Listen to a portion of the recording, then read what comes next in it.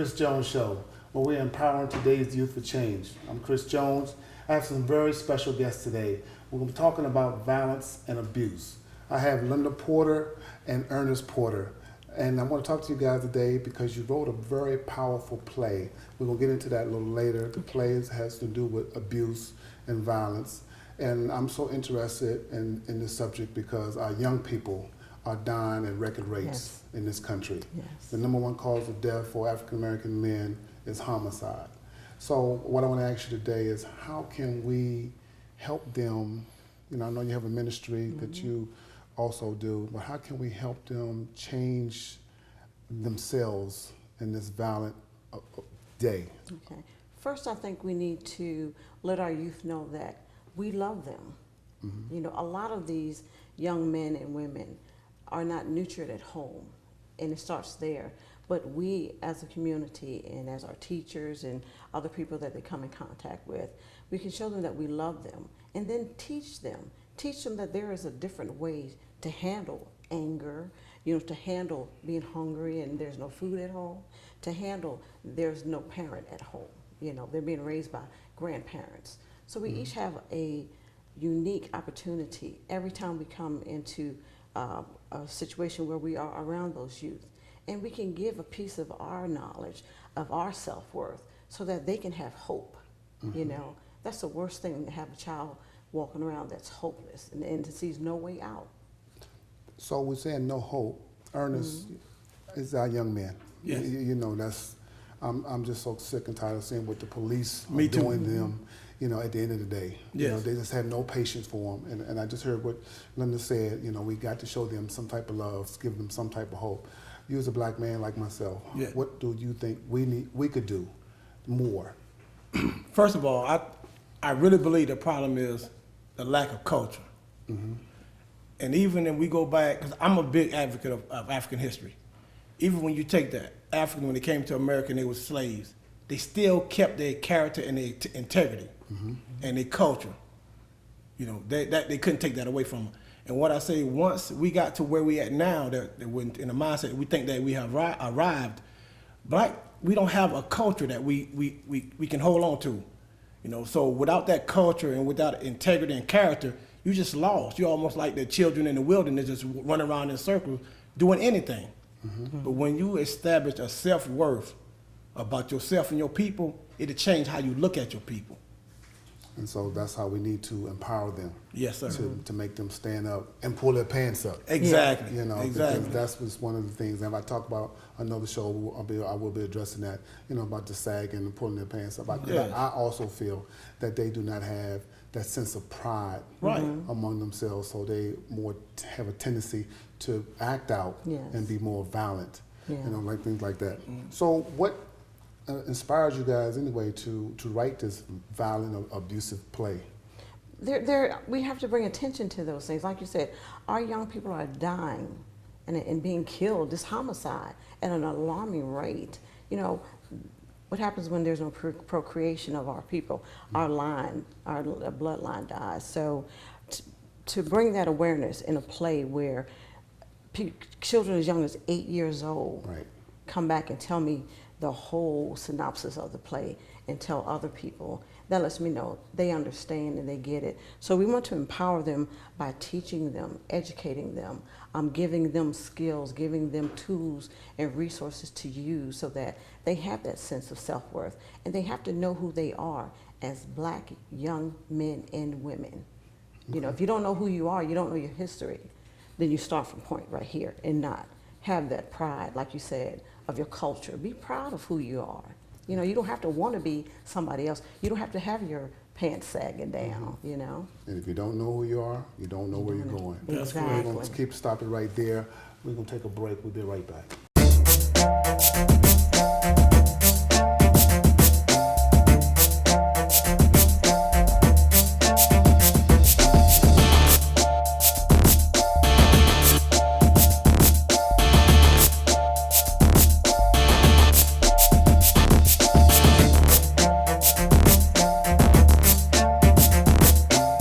Welcome back to the Chris Jones Show, where we're empowering our youth to change.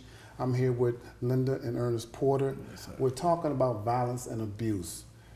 Let's take it to the play that you guys wrote, because it was a very powerful play, my understanding of it and what I heard. You talked about violence and abuse. Yes. What is your goal then with the play? I mean, what are you trying to get out of it to reach people? Well, we give real life testimony. Each of our characters has their own story to tell. You know, through mine, I talk about the violence where my sister was murdered, you know, an ex, but who grew up in a dysfunctional home and throughout his whole life had violent tendencies, not to the extreme level to take someone's life, but when he figured, okay, she really doesn't want me and she's moved on, you know, and you show that in the play. And so, and you show the repercussions. The repercussions of that. And what happened. The devastation of the family, you know, the breakdown. You know, people don't realize that when one of your loved ones is violently murdered, it doesn't stop after the funeral.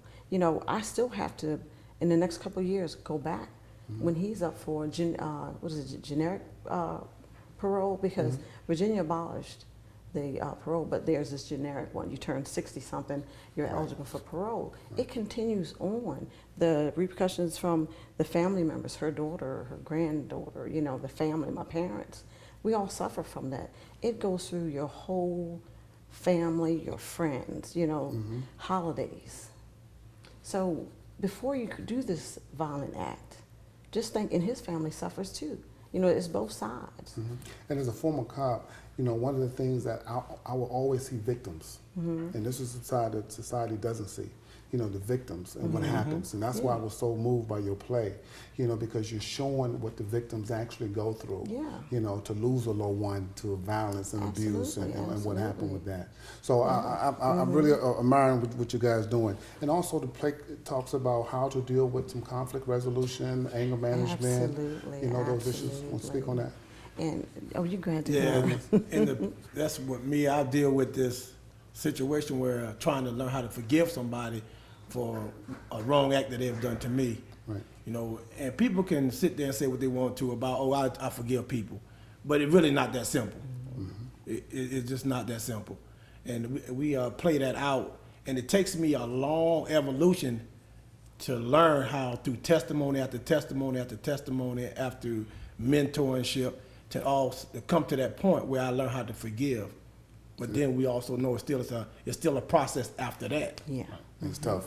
Yes. I know Los Angeles is starting a program called Restorative Justice, where they are trying to help bring the victim and the offender together to try to heal, try to you know, apologize and try to deal with it. And it's tough. It's because both sides have suffered. You know, you suffer loss as a victim on the other side, because you've lost your loved one to prison.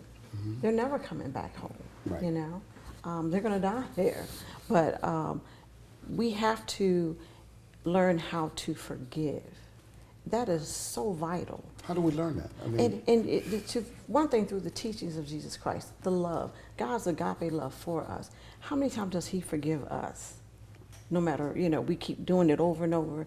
If we treat one another with the same love that God has for us, forgive ourselves first for all those ugly things we want to do, that revenge, and that's part of it in his character. He talks about getting revenge, and we rally around him to tell him, you don't have to do that. God says, vengeance is mine.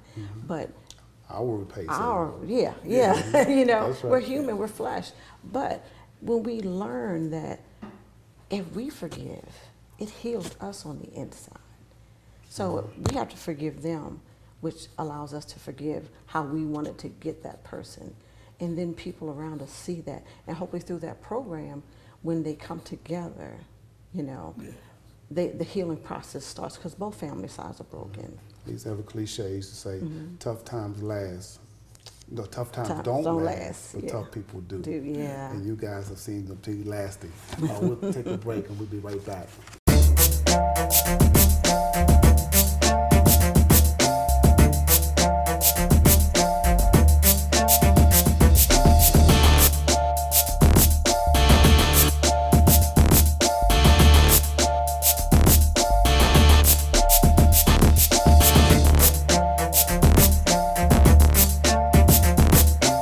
welcome back to the Chris Jones Show. Today we're talking about violence and abuse, and I have two special guests here, Linda and Ernest Porter.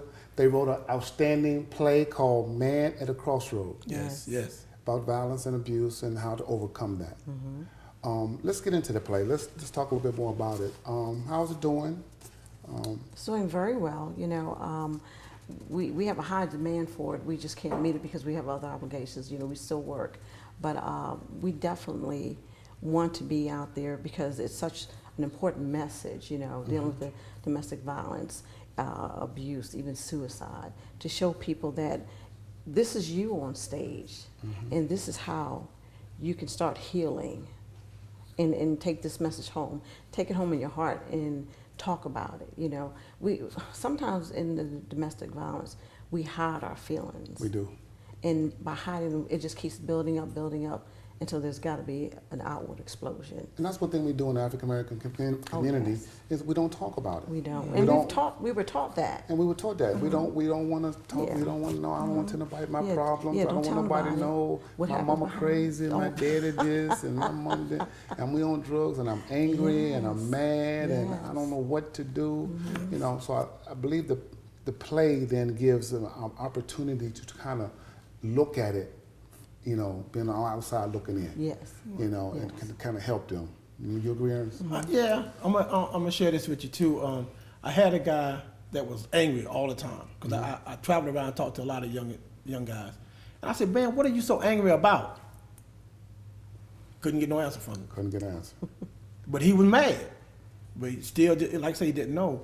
And that's why I say it's so important that we really teach our kids to have a sense of self-worth. Because like, it's a poet in Philadelphia called Black Ice.